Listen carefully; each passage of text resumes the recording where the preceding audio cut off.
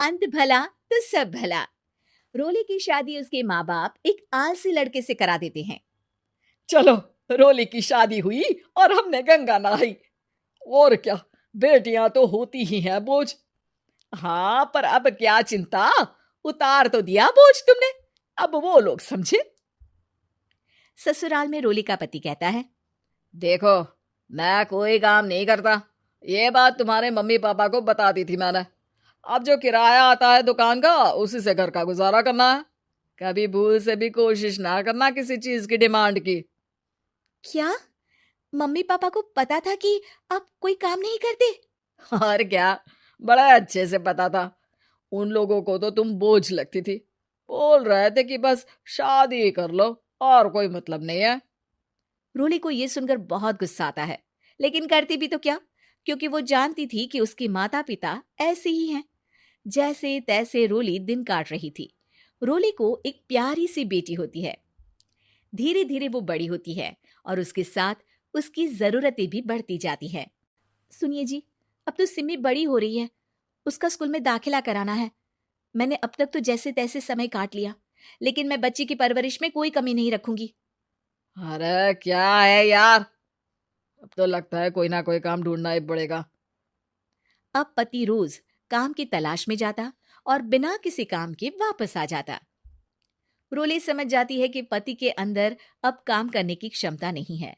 वो बेटी को उच्च शिक्षा देने के लिए कुछ करना चाहती थी, लेकिन करती तो क्या करती। एक दिन रोली की सहेली कहती है, रोली, मेरी कोई औलाद नहीं है। अगर तू मेरी औलाद को जन्म दे तो मैं तुझे तेरे मुंह मांगे पैसे दूंगी। अरे, तेरी औलाद को मैं कैसे जन्म दे सकती हूँ? सरोगेसी से। बच्चा मेरा और वैभव का ही होगा, लेकिन कोख तेरी होगी। ये संभव है रोली। रोली कुछ सोचकर कहती है, मुझे मंजूर है, लेकिन मैं इसका 2 लाख रुपया लूंगी। अरे कोई बात नहीं, मुझे मंजूर है।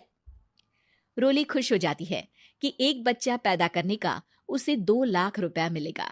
वो घर आकर पति को बताती है, वो भी खुश हो जाता है। अब क्या था, डॉक्टर के पास जाकर सहेली का बच्चा रोली की कोख में पलने लगता है। मुझे 20,000 चाहिए मेरे बेटी के एडमिशन के लिए। हाँ हाँ ठीक है, मैं उसके एडमिशन से लेकर सारे खर्चे उसके अकाउंट में डाल रही हूँ। रोली की बेटी का एडमिशन हो जाता है। रोली को लगता है कि वो अब सब कुछ ठीक कर देगी। दिन और महीने आगे बढ़ते हैं। अब एक दिन, एक बात कहूं जी, काश इस बच्चे को मैं रख पाती। मैं अब इससे काफी जुड़ गई हूँ। अरे यार, पता नहीं किसका बच्चा है, अपने पास है ना अपनी मुन्नी। हाँ, लेकिन अब मैं भी इस बच्चे से जुड़ाव फील करने लगी हूँ। लेकिन मैं ये जानती हूँ कि ये मेरा बच्चा नहीं है। दोनों की जिंदगी ठीक चल रही थी, लेकिन कहते ना कि सुख का पल ज्यादा लंबा नहीं होता। एक दिन रोली की सहेली का फोन आता है। रोली, मुझे अब ये बच्चा नहीं चाहिए, मैं अपने पति को छोड़ रही हूँ। अरे लेकिन मुझे पैसों की जरूरत है, बच्चा तुम्हारा है, मैं क्या करूंगी? सहेली बिना कुछ बोले फोन काट देती है, फोन स्विच ऑफ कर देती है। लेकिन रोली के जीवन का तूफान यही नहीं रुकता। रोली, मैं इतना भार नहीं उठा सकता। आज पढ़ाई का पैसा मांग रही हो, कल को शादी, कॉलेज और पता नहीं क्या क्या।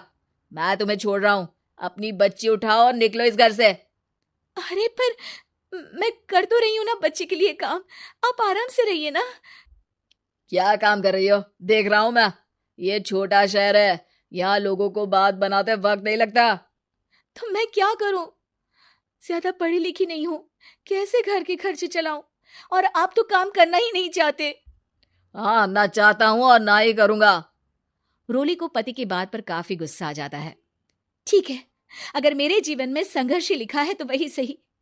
इस वक्त पति होने के नाते आपको मेरा साथ देना चाहिए था, लेकिन नहीं, आपने तो इस हाल में मुझे घर से बाहर निकालने की बात कह डाली। देखो, ये सारी फालतू की बातों के लिए वक्त नहीं है मेरे पास। रोली, जिसकी कोख में किसी और का बच्चा था और साथ छोटी सी बेटी, पति का घर छोड़कर रास्ते पर आ जाती है। रोली के पास मायके के सिवा दूसरा कोई रास्ता नहीं होता। अरे रोली कैसी है, कितने दिनों के लिए आई है? हमेशा के लिए माँ। वो माँ को सारी बात बता देती है। ओए लड़की, इतनी हिम्मत का काम कर लिया। अरे ना ना, यहाँ कोई जगह नहीं है। तुम तो अपना बोरिया बिस्तर उठाओ और निकलो यहाँ से।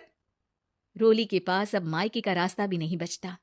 वो चुपचाप बच्ची को लेकर जा रही थी कि उसे दर्द होता है और वो डॉक्टर के पास चली जाती है और फिर वहां वो एक प्यारे से बेटे को जन्म देती है। कितना प्यारा है, कितने अभागे हैं इसके माँ बाप जो इसके पैदा होने पर भी नहीं है। तभी वहां डॉक्टर आ जाती है। रोली, बच्चे के पिता तुमसे मिलना चाहते हैं। आपका बहुत बहुत शुक्रिया।